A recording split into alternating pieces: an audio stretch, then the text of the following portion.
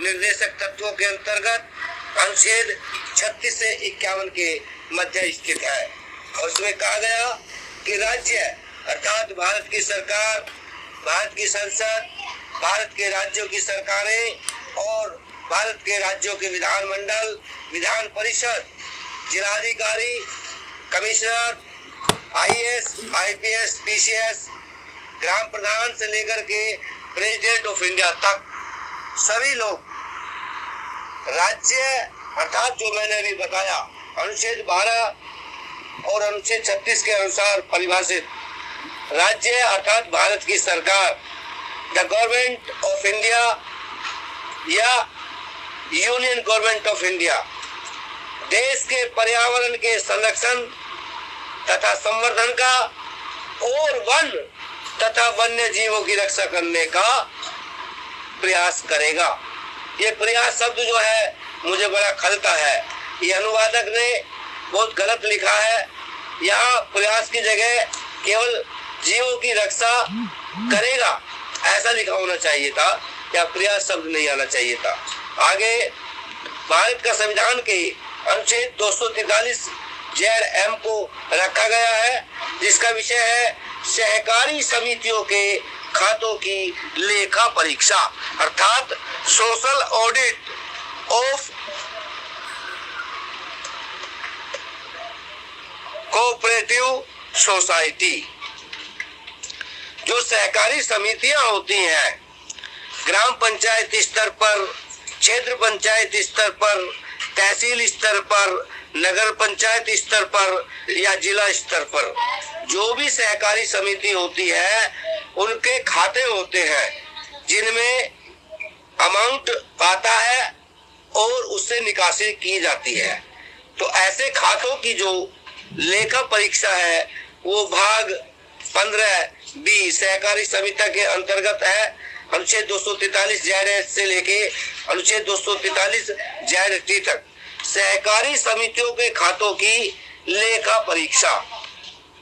Number 1, किसी राज्य का विधानमंडल, विधानमंडल मतलब विधानसभा और विधान परिषद, कानून द्वारा अधिनियम बना करके सहकारी समितियों को, कोऑपरेटिव सोसाइटियों को सहकारी समितियों द्वारा खातों के रख रखाव और प्रत्येक वित्तीय वर्ष में 1 अप्रैल 2024 से लेकर के 31 मार्च 2025 के बीच में प्रत्येक वित्तीय वर्ष में कम से कम एक बार, साल में यूं तो हर महीने होना चाहिए वित्तीय खातों का सोशल ऑडिट यानी लेखा परीक्षा, लेकिन प्रत्येक वित्तीय वर्ष में कम से कम एक बार ऐसे खातों की लेखा परीक्षा के संबंध में प्रावधान कर सकता है।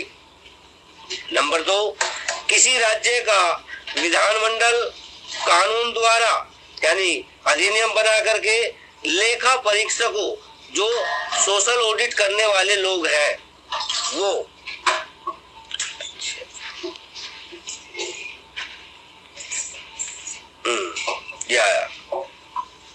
लेखा परीक्षकों और लेखा परीक्षा फर्मों की न्यूनतम योग्यता और अनुभव निर्धारित करेगा जो सहकारी समितियों के खातों के लेखा परीक्षण के लिए पात्र होंगे।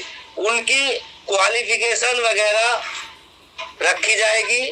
तो विधानमंडल उसके लिए नियम बनाएगा, नियमावली बनाएगा कि किसको लेखा परीक्षा करने के लिए लेखा परीक्षक नियुक्त किया जाए, उसकी जो ना पूरा का पूरा वो बनाएगा विधानमंडल।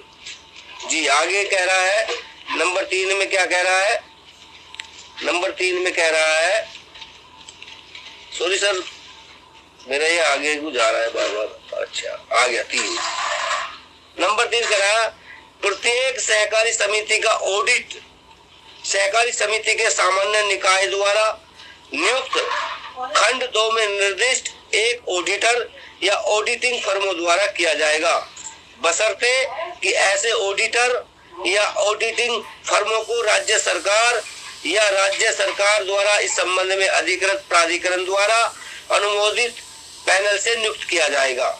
यानी कि ये ऐसा नहीं कोई भी आके ऑडिट कर लेगा, ये गवर्नमेंट से के द्वारा चयनित किए जाएंगे, नियुक्त किए जाएंगे ऑडिटर और वो लेखा परीक्षा करेंगे। नंबर 4 कहता है कि प्रत्येक सहकारी समिति के खातों का ऑडिट उस वित्तीय वर्ष की समाप्ति के 6 महीने के भीतर किया जाएगा।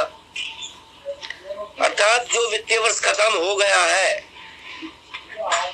उसकी समाप्ति के 6 महीने के भीतर होना है, उसके बाद में नहीं, जिससे ऐसे खाते संबंधित है। नंबर 5, शीर्ष सहकारी समिति के खातों की ऑडिट रिपोर्ट जैसे कि राज्य अधिनियम द्वारा परिभाषित किया जा सकता है, राज्य विधानमंडल के समक्ष उस तरीके से रखी जाएगी जैसा राज्य विधानमंडल द्वारा कानून द्वारा प्रदान किया जा सकता है। ये 2 अनुच्छेद नए थे आज के टेक्स्ट मैसेज में। अब हम आते हैं अगले अनुच्छेद पर। सर, क्या मैं आगे पढ़ सकता हूँ? जी सर, आप आगे ही पढ़ सकते हैं। जी, थैंक यू सर। तो आगे हमने दिया है, इसमें मैसेज में लिखा है कि भारत का संविधान अनुच्छेद 1 ये कहता है कि भारत अर्थात इंडिया राज्यों का संघ होगा, राज्यों का संघ होगा। India that is Bharat shall be union of states. तो यहाँ पे भारत अर्थात इंडिया को राज्य का संघ कहा गया है, राज्यों का संघ है, यानी 28 राज्य, 8 संघ शासित राज्य जहाँ यूनियन गवर्नमेंट ऑफ इंडिया का शासन चलता है, और 28 राज्य जहाँ विधानमंडल और विधान परिषद वगैरह चलती है, उन सब का शासन भारत संघ में शामिल है। और इस संघ का नाम है भारत अर्थात इंडिया। यदि आप दुनिया का नक्शा देखेंगे और उसको अंग्रेजी में देखेंगे तो वहां आपको इंडिया नजर आएगा, ना कि अन्य कोई नाम। और फिर अगर आप हिंदी में देखेंगे दुनिया के नक्शे को तो वहां आपको भारत नजर आएगा, अन्य कोई नाम नहीं। तो सभी भारतवासियों को इस बात का ध्यान रखना चाहिए कि भारत का नाम भारत अर्थात इंडिया है, जो कि राज्यों का संघ है। इसके अलावा अन्य कोई नाम लिया जाना भारत का संविधान का उल्लंघन माना जाएगा, जिसके लिए आपके विरुद्ध, यानी भारत का संविधान का उल्लंघन करने वाले के विरुद्ध भारत का संविधान के अनुच्छेद 375 और आईपीसी की सुसंगत धाराओं में मुकदमा पंजीकृत किया जा सकता है। इसलिए सभी लोग सावधानी बरतें कि भारत का नाम भारत अर्थात इंडिया ही पुकारे, लिखे, कहें और बोले। आगे भारत का संविधान के अनुच्छेद 393 में भारत का संविधान का क्या नाम होगा, इस संबंध में प्रावधान किया गया है। और इसमें कहा गया है कि इस संविधान का संक्षिप्त नाम भारत का संविधान है। अगर कोई व्यक्ति भारतीय संविधान कहता है, भारतीय संविधान से कोई पुस्तक प्रकाशित करता है, कोई प्रकाशन तैयार करता है, तो भारत का संविधान का उल्लंघन करता है। उस पर भी वही धाराएं, वही अनुच्छेद लगेगा जो पूर्व में मैंने बताया है।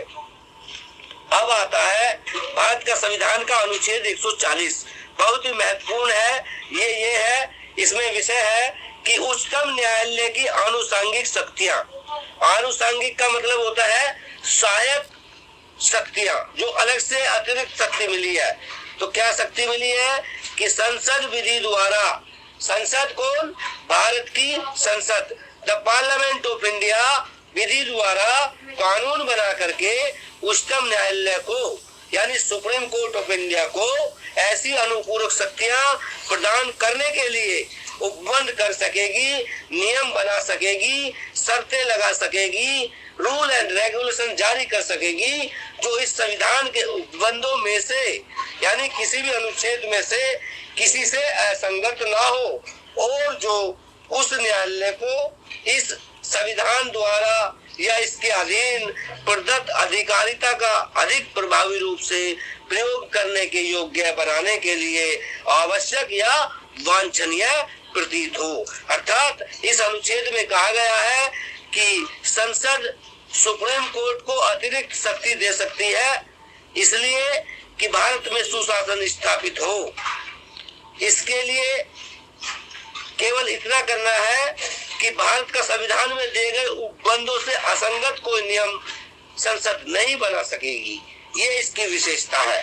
आगे भारत का संविधान का अनुच्छेद 12 जो भाग 3 मूल अधिकार अनुच्छेद 12 से 35 के अंतर्गत आता है, इसमें भारत के संविधान में भाग 3 में अनुच्छेद 12 में राज्य शब्द को परिभाषित किया गया है। तो इसमें कहा गया है कि इस भाग में, किस भाग में, भाग 3 फंडामेंटल राइट्स में, मूल अधिकारों में, इस भाग में जब तक कि संदर्भ से अन्यथा अपेक्षित ना हो, कहीं और कोई मामला राज्य के संबंध में लिखने बोलने के लिए ना आशयित हो, तब तक राज्य के अंतर्गत क्या होगा, भारत की सरकार द गवर्नमेंट ऑफ इंडिया होगी और संसद द पार्लियामेंट ऑफ इंडिया होगी, तथा और क्या होगा, the government of every state of India, Bharat के राज्यों में से प्रत्येक राज्य की सरकार और विधानमंडल, तथा विधानमंडल का अर्थ है विधानसभा और विधान परिषद, जो कि भारत के कुछ ही राज्यों में है, लगभग 6 में, तथा भारत के राज्य क्षेत्र के भीतर in the territory of India या भारत सरकार के नियंत्रण के अधीन, under the control of government of India, Bharat सरकार के अधीन सभी स्थानीय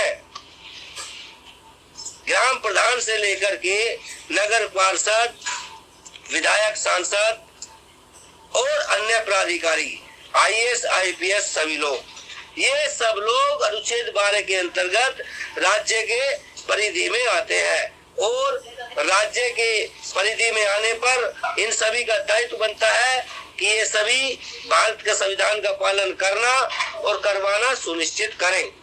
धन्यवाद सर, आपने मुझे महत्वपूर्ण समय देकर के कृतज्ञ किया, धन्यवाद, आपका आभार, और आप सभी ने मुझे ध्यानपूर्वक सुना, इसके लिए आपका भी कोटि कोटि आभार। संविधान ही जीवन है, इसे अपनाएं और अमल में लाएं, खुद तो पढ़े ही, दूसरों को पढ़ने के लिए प्रेरित करें।